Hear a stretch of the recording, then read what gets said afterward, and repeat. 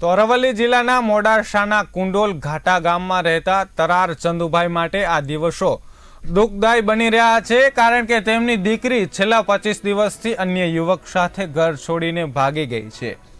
દીકરીના અચાનક જ ભાગવાથી માતા પિતાને ઘરમાં અને સમાજમાં મુશ્કેલીઓનો સામનો કરવો પડી રહ્યો છે। પિતાનું કહેવું છે કે તેઓએ દીકરીને નાનપણથી જ ધીરજ અને તકલીફો સાથે ઉછેરી હતી અને હવે જ્યારે દીકરી પુખ્ત વયે આવી ત્યારે તેના માટે સારા જીવનસાથીની અને સુખી જીવનના સપનાઓ જોઈ રહ્યા હતા। આ રીતે પ્રેમમાં ભાગી જતી દીકરીઓના વધતા જતા કિસ્સાઓ સમાજમાં અનેક પ્રશ્નો ઊભા કરે છે। પીડિત પિતાએ તંત્રને દીકરી શોધવા મદદ કરવા અપીલ કરી છે, પરંતુ હજુ સુધી કોઈ જવાબદારીપૂર્વકની કાર્યવાહી કરવામાં નથી આવી। હવે જોવાનું એ રહ્યું કે તંત્ર પીડિત પરિવારને ન્યાય આપશે કે કેમ।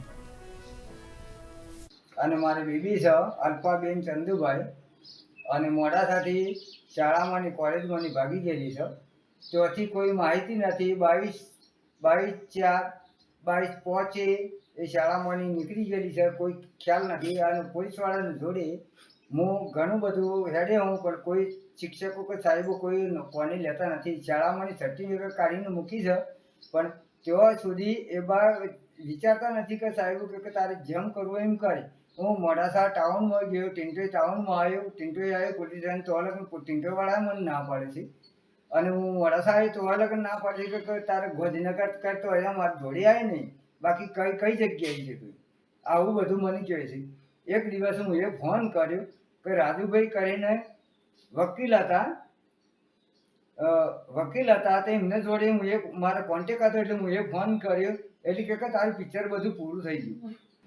એને ઘણીએ સમજાય, ઘણું પેલું કર્યું તો એ બેનપણીના ઘેર જવું લગ્નમાં એમ કરીને જતી। પછી 4 વાગે બસ આવી, એમાં અમે રાહ જોઈ કે હમણાં બેબી આવે એમ કરીને બેબી નહીં આવી, પણ એની બેનપણી હતી અમારા ગોટાના અંદર।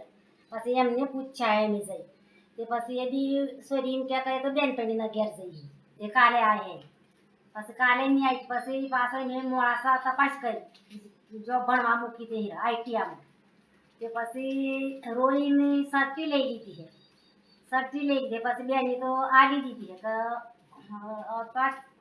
શું કારણથી લીધી એમ બધું કશું પૂછ્યું નથી બેન, આલી જ દીધી છે। અને પછી લઈને ભાગી જઈએ સોરી